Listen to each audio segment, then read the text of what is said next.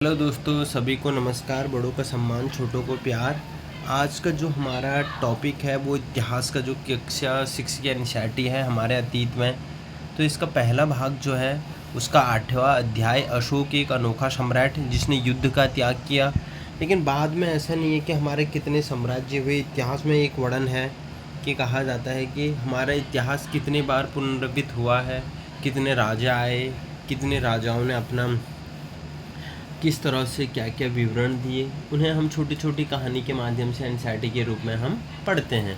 और देखा जाए तो अभी तक के जो भी हमारे पूर्वज हैं या फिर उस टाइम के पूर्वज हो गए या उस टाइम की राजनीतिक, जिस टाइम यहाँ पर कोई जनसाधन की सुविधा नहीं थी या फिर जो सामाजिक तत्व थे किस तरह से रहते थे, रोज़गार हैं, तो ये छोटी छोटी जो एनसीईआरटी हमें कहानी के रूप में इस तरह से बताते हैं। तो अशोक एक था जो जिसने एक अनोखा सम्राट था जिसने क्या क्या युद्ध को त्याग किया।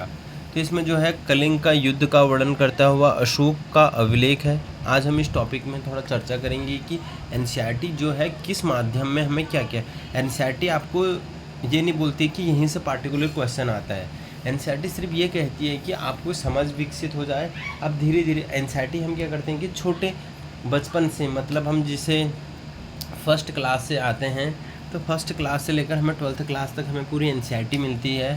तो इसमें हमें देखने के लिए यही मिलती हैं कि छोटे छोटे कहानी के रूप में हमें छोटे छोटे, फिर जैसे ये कंप्लीट हो जाती हैं, अगर हम उस टाइम अच्छे से अध्ययन कर लें तो हमें जो भी स्टैंडर्ड बुक हैं तो हमें वो आसानी चीज़ से समझ में आएंगी। तो इसमें है कि कलिंग युद्ध का वर्णन करता हुआ अशोक का अभिलेख। अपने एक अभिलेख में अशोक ने यह बात कही कि राजा बनने के 8 साल बाद मैंने कलिंग विजय की लगभग 1.5 लाख लोग बंदी बना लिए गए, 1 लाख से भी ज़्यादा लोग मारे गए और इससे मुझे अपार दुख हुआ। क्यों?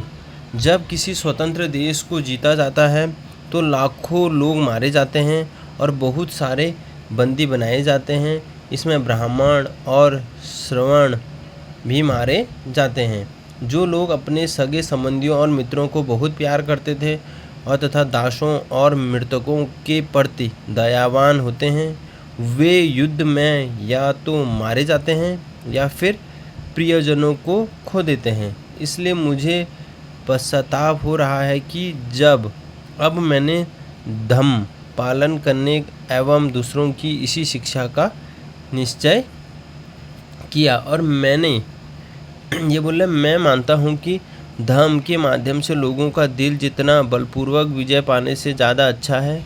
मैंने यह अभिलेख भविष्य के लिए एक संदेश के रूप में इसलिए उत्तीर्ण कर रहा हूँ कि मेरे बाद मेरे बेटे पोते भी युद्ध ना करें। इसके बदले उन्हें यह सोचना चाहिए कि धर्म कैसे बढ़ाया जाए। धर्म संस्कृत को धर्म का प्रकृति रूप है। तो धर्म मतलब होता है कि प्रकृति, मतलब हमारे जो धर्म है। अब एक युद्ध होता है तो उसमें जनसाधन की हो गई और हमारे जनसाधन की हो गई, और फिर उसमें ये देखा जाता है कि जो सैनिक भी मारे जाते हैं। ऐसे युद्ध में दोनों पक्षों का नुकसान होता है, चाहे वो जीत रहा है चाहे हार रहा है। जीतने में ये रहता है कि कुछ सेकंड के लिए जीत गया या कुछ टाइम के लिए, लेकिन जो उस युद्ध में जो भी नुकसान हुआ है उसे कई सालों लग जाते हैं उसको पूरा करने में, और जैसे ही वो पूरा होता है फिर युद्ध स्टार्ट।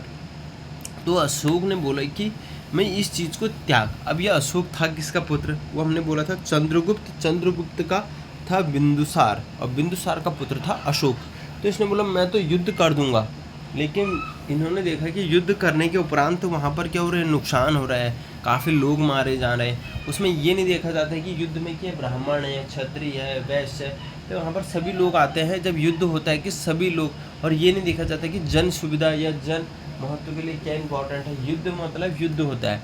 तो इस वजह से उसने देखा कि करीब इसमें तो लोगों की अपने परिजन मारे जा रहे हैं और हमारे सैनिक मारे जाएंगे। तो ये कह रहे हैं हम उसको त्याग देते हैं। अगर हम भी अहिंसा के प्रति जाएंगे तो बाकी जो हमारी पीढ़ियां हैं वो भी वैसे ही सीखेंगे। तो इसने अपनी पीढ़ी को बदलने के लिए बोला कि हम इस तरह से त्याग करेंगे, और जब भी कभी युद्ध आए तो हम अपने धर्म के प्रति अपने ईमानदार रहें कि हम कैसे कैसे। इसमें क्या होता है कि युद्ध में चाहे कोई कितना भी बड़ा अमीर हो, चाहे कितना भी बड़ा दयावान हो, कितना भी बड़ा शास्त्री हो या कितना भी बड़ा ज्ञानी हो, तो इसमें क्या होता है कि वो चीज़ें क्या होती हैं, पीछे से आती हैं। इसलिए आती हैं क्योंकि युद्ध ये नहीं देखता है कि आप कितने बलशाली हो। युद्ध में ये देखा जाता है कि कौन हार रहा है, कौन जीत रहा है। लेकिन नुकसान दोनों पक्षों को बराबर होता है, किसी को कम लेकिन किसी को ज़्यादा, लेकिन नुकसान होता है। लेकिन ये होता है कि उस प्रति के, चाहे सैनिक हो चाहे कुछ हो, सैनिक के पीछे भी कितना परिवार रहता है, या फिर राजा है तो राजा के पीछे कितनी प्रजा रहती है। तो अगर वो मारा जाता है तो उसकी प्रजा क्या करेगी, या फिर वो प्रजा मारी जाएगी तो वो क्या करेगा। तो ये काफ़ी चीज़ों सोचने की विषय होती है। तो इसने बोला मैं युद्ध को क्या करता हूँ, त्यागता हूँ और एक अच्छे निर्णय के प्रति पहुँचता है। तो इसमें भी इन्होंने देखा है कि अशोक का, जैसे कि अशोक में भी आप देखो, अशोक में भी इस तरह से एक कलिंग युद्ध है। कलिंग तटवर्ती उड़ीसा का प्राचीन नाम है। और यह देखा कि जो कलिंग है ना, वो उड़ीसा का प्राचीन, जैसे हमने देखा कि इस तरह से एक हमारे पास डायग्राम आता है भारत का, तो इस तरह से एक जो यहाँ पर था वो उड़ीसा, तो उसी को कलिंग बोला जाता है। इस तरह इस एरिया में ये भारत का मानचित्र है। तो मानचित्र के ये तो है आपका मौर्य साम्राज्य किस तरह से था, तो ये इसी तरह से वहाँ पर क्या है, कलिंग का तटवर्ती उड़ीसा का प्राचीन नाम है।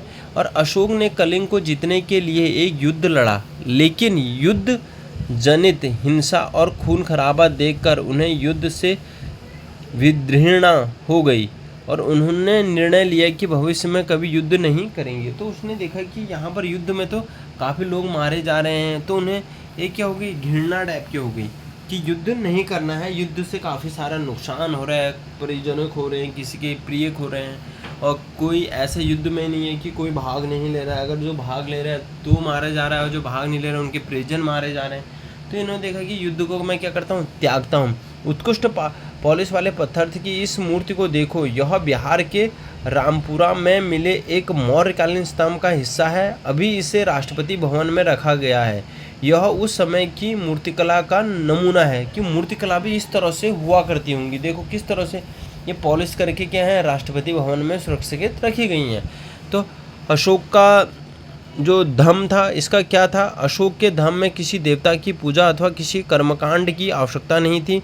उन्हें लगता है कि जैसे पिता अपने बच्चों को अच्छे व्यवहार की शिक्षा देते हैं, वैसे ही उनका कर्तव्य था कि अपनी प्रजा को निर्देश दिए कि वे बुद्ध के उपदेशों से प्रेरित हुए थे। मतलब उन्होंने देखा कि जो बुद्ध है उनका उपदेश पढ़ा, अशोक ने क्या किया, बुद्ध को भी गाइड किया, उनके उपदेश पढ़े। अब बुद्ध की भी जो शिक्षा थी, बोला था कि बुद्ध ने भी एक अपना जीवनचर्या, जैसे हम अडल्ट एज में आते हैं तो उस टाइम से क्या कर दिया, अपनी जीवन शैली चेंज करने, मतलब उन्हें ज्ञान के प्रति जाने लगे। तो उन्होंने बिहार में गए, तो बिहार में देखा कि बौद्ध गया नामक स्थान पर पीपल के पेड़ के नीचे उन्होंने क्या किया, काफ़ी सालों की तपस्या करने के बाद वहाँ पर अपना प्रारंभ कर दिया कि अब वो जब वहाँ पर उनको ज्ञान की प्राप्ति होगी, तो उन्होंने जो पहला उपदेश दिया था वो वाराणसी में दिया था। तो वाराणसी में उपदेश दिया तो काफ़ी लोग उससे प्रेरित हुए, और प्रेरित होने के लिए ये बोल रहे हैं कि जब अशोक का धाम था वो किसी देवता की आवश्यकता नहीं थी, किसी कर्मकांड की आवश्यकता नहीं थी। वहाँ पर ऐसी कई समस्याएं थी जिसने उसमें संवेदना थी, और उनके साम्राज्य में अलग अलग धर्म को मानने वाले लोग थे, और इससे कई बार टकराव पैदा हो जाता था। जानवरों की बलि चढ़ाई जाती थी, दासों और नौकरों के साथ क्रूर व्यवहार किया जाता था। इसके अलावा परिवार में और पड़ोसियों के बीच झगड़े होते थे, और अशोक ने महसूस किया कि इन समस्याओं का निदान उनका कर्तव्य है। इसलिए उन्होंने धम्म और महामत्ता नाम से अधिकारों की नियुक्ति करी, जो जगह जगह जाकर धम्म की शिक्षा देते थे। इसके अतिरिक्त अशोक ने अपने संदेश कई स्थानों पर या शिलाओं और स्तंभों पर खुदवा दिए, और अधिकारियों को यह निर्देश दिया गया कि राजा के संदेश को उन लोगों को पढ़कर सुनाएं जो खुद पढ़ नहीं सकते थे। अशोक ने धम्म के विचारों को प्रेरित करने के लिए सीरिया, मिस्र, ग्रीस तथा श्रीलंका में दूत भेजे, उन्हें सड़कों बनवाए और तो कुएं खुदवाए और विश्राम गृह बनवाए। इसके अतिरिक्त उन्होंने मनुष्य और जानवरों के चिकित्सा की भी व्यवस्था करी। तो मतलब अशोक में ऐसा था कि अशोक ऐसा काल रहा जिसने धर्म के प्रति अपनी पूरी दास्ता दिखाई, और धर्म के प्रति ही उन्होंने देखा कि किस तरह से अपना कर्तव्य उन्होंने निर्वहन किया। तो धर्म से ही उन्होंने अपने जीवन में, तो वहाँ पर देखा कि धर्म में भी काफ़ी सारे लोग क्या हो गए, झगड़ने लग गए, लोग आपस में इधर उधर लड़ाई करने लग गए। मैं की उसमें उपाधि आ गई कि ये मैं सबसे बड़ा धर्म है, ये मैं सबसे बड़ा धर्म है। जहाँ मैं घमंड आ जाता वहाँ पर क्या हो जाती है, लड़ाई झगड़ा होने लग जाती है। तो उन्होंने देखा कि किस तरह से वहाँ पर लोग, फिर उन्होंने एक गुट बनाया, अशोक ने बोला एक अधिकारी बनाए। तो अधिकारी को बनाया कि कुछ जो लोग वहाँ पर पढ़े लिखे नहीं हैं उनको हमारा जो निर्देश है पढ़ के सुनाओ, इस तरह से है। और जो पढ़े लिखे हैं उनको चाहे पत्थर हो या फिर कहीं ऐसे ऐसी जगहों पर उन्होंने लिखवा दिए कि जो लोग पढ़ सके और पढ़ के और लोगों को निर्देश दे। तो इन्होंने कई अधिकारियों भी ऐसा समूह बनाया। तो अशोक ने भी अपने काल में क्या किए, अच्छे काम किए। तो थैंक यू सो मच। कल का जो हम नेक्स्ट टॉपिक पढ़ेंगे वो पढ़ेंगे अपनी प्रजा के लिए अशोक ने क्या संदेश दिया, तो इसके बारे में पढ़ेंगे हम। तो thank you so much. Like and subscribe.